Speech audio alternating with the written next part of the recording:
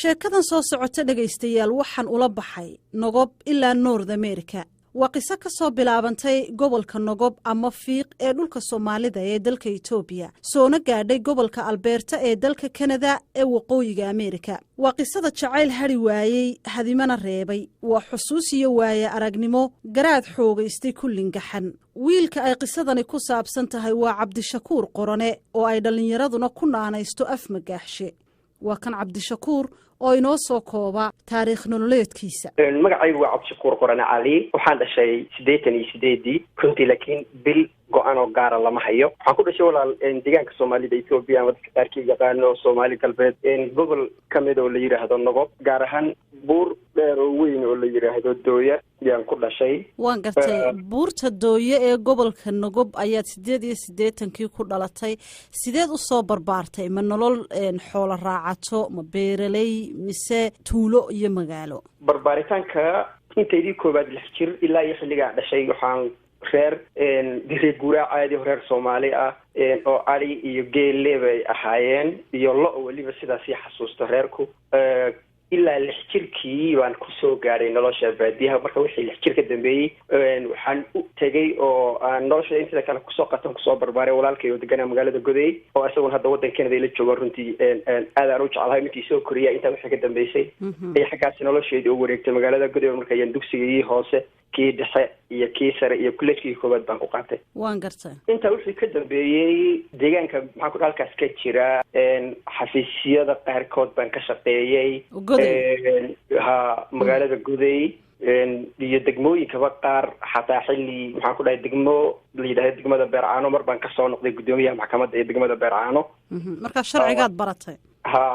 marka wixii ka dambeeyay dii halkan uma imidan soo galay Cabdishakuur wuxuu tirinta maansada bilaabay isagoo da'yar oo xilliga ku jiray dugsiga sare waxa haleelay jacayl looran karo wuxuu haa jacayl didibka aastay oo wuxuu u qaaday gabadha isku xaafad iyo isku iskuulba ahaayeen aqoon durugsan oo walaalnimada isu lahaayeen waana halka meeshii ugu horeysay ee uu maansa ka unka waxay ahayd wixii koobaad ee aan wax ka sameeyo ama wax ka idhaahdo waad garanaysaa meeriso waxay ahaayeen ruux iska socod baradii iyo ruux talaabaradkay uu ku qofaa marka kulli meerisadaasi waxa laga yaabaa in qaarkood ay jiran yihiin waxna kama bedelin oo taariikhaanuma sidaa ugu hayay waxaa ka mid ahaa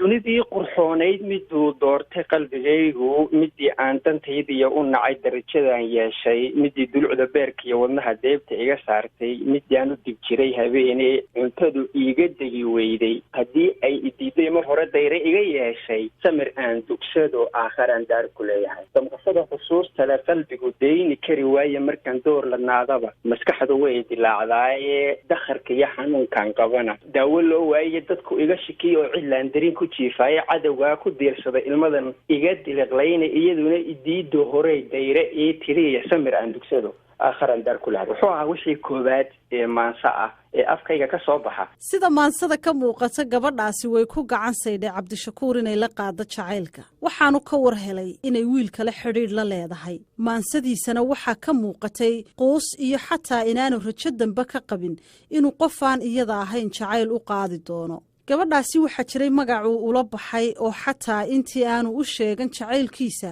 uu ku oran jiray heblaayo ayaan jecelahay isagoo aan marnaba dareensiin inay heblaayadu iyada lafteeda tahay waa magac aan iska sameeyay anigu laakiin iyada aan ugu talagaloon u bixiyay iyadu marka way taqaanay magaca Naruur laakiin Naruur ruux ay tahay inay iyada taymeysan Cabdishakuur intaa kadib wuu guursaday oo gabadh kale ayuu la aqal galay balse reerkaasi uma raagin oo way kala tageen xaaskii balse jacaylkii gabadhii aanay iscalfan ee uu caruurnimadii u qaaday weli qalbigiisa kama go'in jacayl intaas la eg kii marka isoo maray mid la eg inuu xataa isoo mari doono ma filayo runtii kaas wuu ku tunjileecsado inan yar baad ahaydo cidluu kaa helay kaasuna meel cidluu iga helay dabcan gadaal xilliga gadaasheeda uu guursaday laakiin haddii la isu kay barbar dhigi lahaa ma filayo inay xataa isu dhawaan lahaayeen waan gartay marka gabadhii waa kala tagteen sidaan filayo wax caruuri meed dhex mareen wiil baa jooga 3 jira maasha Allah muddo ayaa laga joogaa markii ay xaaskiisa kala tageen gabadhii uu jeclaadayna sida igu maqaalo ah waa la guursaday hase ahaatee Cabdishakuur mar walba waxa ku soo markaca caashaqii yaraantii marka aad eegto kalinimadan aad aragto haddana inaad u baahan tahay inaad nolol samaysato ee haddana qalbigaagii uu jacayl cagadhigta aad ka weydo ama aad aragto dad fara badan oo jacayl ka sheekaynaya iyo adiga boogahaagii kuu gaarka ahaa yaa damqada habeen dhexdeer ahaa marka sanadka 2016 ahayd yaan anigoo mareegahan YouTube-ka iska baarbaaraya waxaan arkay dad jacayl aad uga cabaadaya qiiroon iyo ooyayaba gabadh waxaan arkay wallahi hadda runtii magaceedii ma xasuusto waxaan malaynayaa inay marka hore Facebook live laga keenay halka YouTube laga soo geliyay arrimo jacayl iyo dad ay la soo hadlayaan oo fiber laga soo wacayo iyadoo meeshii fadhido oo live saa ugu jirto oo jacaylkii baa la iska xog wareysanaya waxaa xusuus mudnayd gabadha soo wacday oo runtii xanuun aad u fara badan oo kaygii u eg bay u sheegtay inay wiil jeceshahay in muddo ah umuurahaygii seexday unbay soo kaakicisay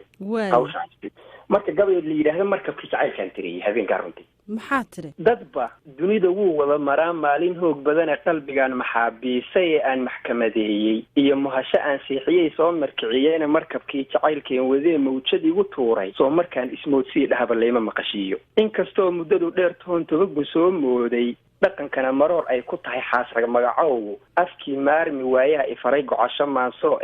caashaqu markuu mada yihiin lagula miisaamin waa masiibo nololeed ninkii soo maraa garane imaanshee haddii uu qof uun dooq muleensaday malab iyo hadduu dacar lahaa caashaq muudsaday casar mooda galabeed dhulkoon weli madoobaanin waxaan dib kugu celiyey gabadhii aan kuu sheegay xilligii aan jacaylka u sheeganayaba dib yaan usoo go'day gabadhii dugsiga sare markaad ku jirtay naruuro waktigii iyo wiilkii warqadii aanu dhibay wixii oo dhan inaan kusoo sawireen yay noqotay wuxuu yidhi casar mooda galabeed dhulkoon weli madoobaanin bashqad midab la wiil yari markuu midigta ii saaray midhihiisa waan sii ogaa geedka aan muday masallaha inuu wiil u yaal yaan maqloon helay inay gabadh macnaha dee wiil jeceshahay yaan sii ogaa masalaha inuu wiil u yaal yaan maqloon helay anigoo madluun oo warkaan sugi malaynaya murti hadal hebla waa iyadii may isoo tiri calafkii malaykiiyo ku dhacay ceel mugweyn dhimaye wax walba oo muhiim ah haddaad jeer mulkuyi weydo waxaa looga maarmaa sidii uun midhkuu tarinay ruux malagu qaatiyo haddii maydba la ilaawo macaluusha qaarkeed baktiga looma maarsado ee mintid oo istiidsii naftan ugu miraabayay mag inay u qaadato lawaa samirku waa maal waa mucjiso jacaylkuyo inuun marin habaabaynin ismaqiiq inuun kaaga harin ama ismaaweelin kuman mayl naftii aan is-ilooga masaafayso dee jacaylkii goday igu hadhay baan Canada intaan ka soo carray ama ka soo tagay aan Canada imade weli iga hadhay labaan la yaabanahay xasuustiisa cajaayib waa mucjiso jacaylkuyo inuun marin habaabaynin ismaqiiq inuun kaaga harin ama ismaaweelin kuman mayl naftii aan isdada uga masaafayso weli waysagaa mayracay ruuxda maamule muraayadu siday ii jabtay aan u muhan waayey ee aan gayaan uga murbaxay guurna uga maagay inkastoo muhiib iyo masaal miyir la haasaaway markii jacaylku kaa xumaado si aad bal u ilowdo ama aad u guursato dee kuma gabdhooda madaxa la geli dabdamis baad raadsan markaas weliba bilaban ku baktiin waayaan inkastoon muhiib iyo masaal miyir la haasaaway maydi waaye raadkaan lahaa waan masaxayaaye igu maran maraa waaxidkii maanka laylyadaya buu yidhi weli macnaha kii waa igu salan yahay marka gabaygaasina kaa sooxayo arrintaas yaa keentay cabdishakuur qorane marar badan ayay dhallinyarada saaxiibadiihii ka dalbadeen inay israacaan oo ay hablo u haasaawo tagaan amaba waxaa la weydiiyaa maxaad u guursan weyday bal muxuu kaga jawaabaa qasab bay noqotay ilan waa lagu weydiin oo lagu dayn maayo maxaa haweenkii aadan u shukaansanaynin maxaadan u guursanaynin waay baa lagu odhanayaa aada iyo aad marka waxay noqonaysaa qasab in marka qaarkood aad sheegto marka inta badanna hadalka waxaa lagu yidhaahdaa waxa tixda lagu yidhaahdaa kana hari og ka raasamaal badan runtii kana kooban naawilaada aayaha qoftii uu nabdigu raacay sidaan ugu nayaayiray qoftii iigu nixi weyday qoftii aan nashaad uga tegiyo jawiyo neecaw leh qoftii nabad la sheegiyo iyada aan nasriga mooday nooc walba qoftaan ula hadleen iigu naxariisan qoftii aan nac oon diid is-idhi een iskala noogay nalkii ii ifaayee baktiyey nuurkii iga laalmay naf jecel naftaydii jeclayd ee ku nabay dooqu qofta aan nitaaqooyinkee dib u nidaamoodo xusuus beerku naasnuujiyo soo noqnoqonaysa soo nafistay markii aan dhahaba dib uma noolaato de markii aan sidhaa wax shukaanso ama aan sidhaa wax guurso ama aan tii xusuustii baa weli nool oo xusuus dheerku naasruujiyo soo noqnoqonaysa soo nafistay markii aan dhahaba dib uga noolaato marka taasina intaasay ku timiday marka in adeer bahalku waa dhib badan yahay inahaas waa tahay badan baan ka soo maray inkastoo uu cabdishakuur inoo sheegay inuu qalbigiisa lingaxday oo gacaltooye haween uu gasariir ka qaaday oo gabadhii uu gaclooday mooye mid kalena aanay laabtu doonayn haddana ma moogana ereyadii ahaa haddaan raggu dumar lahayn dib jir buu noqon lahaa mar kasta uu shaqo ka soo rawuxo wuxuu ii sheegay ee uu ka soo noqday gurigiisa islamarkaana uu ka war helo in shay kasta halkii uu subaxii saaka kaga tegay yaallo inay maankiisa ku soo dhacdo war go-an ahayna gabadh guurso maraan imida shaqada intaa ka imida anuu imida gurigeygii oo sidiisii ah oo sukumaankiina uu isdul saaran yahay go-ii iyo bustihii weelkii aan saaka ku quraacday meeshii maxaan ku dhahay wadankoo sida u waskhaysan baan waxaan isla hadlay oo runtii aan tiriyey tixdan oo dhowr meeris ah waxa guurka loo diidano waan ku garan waayey halkana in badan lagu guursan wallahi uma malaynayo uma malaynayo markaa intii baad markaa maanse kooban ka tirisay maxaa tiri marka waxay ahayd waxay ku bilaabatay sariir giigsan guri uunsan iyo hilib la geedeeyey gogol wehelle gacaltooye iyo raaxo garab taalla iyo gabadh la jiisiba hadday laabtu goconayso waxa guurka loo diidano waan ku garan waayey intaasunba ahayd oo runtii markaa qalbigayga kusoo dhacday in adeer marka waa la iska cadiban yahay ilaahay umuuraha ha sahlo aad iyo aad may amuuraha allaha sahlaad hadal ku soo goysay annaguna waxaan leenahay aamiin aad buu u mahadsan yahay cabdishakuur qorano cali oo ku magac dheer af magaaxshe kolley cabdishakuur maansooyinkiisa intaa kaga bogan mayno oo barnaamijyada soo socda ee caweyska Washington ayaynu ku maqli doonaa yahay cashaqu ka gaday qof kale caqligeedii xusuusku casuumane dada wehel moodaysa moodaysay dadana wehel moodaysa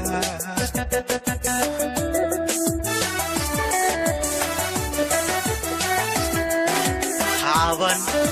waxaan kugu idhiye haban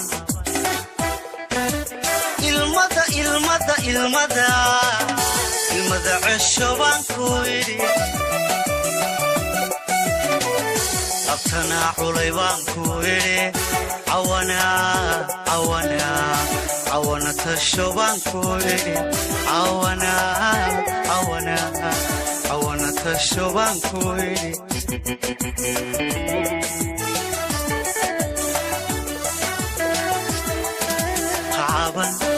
waxaan kugu idhiye haban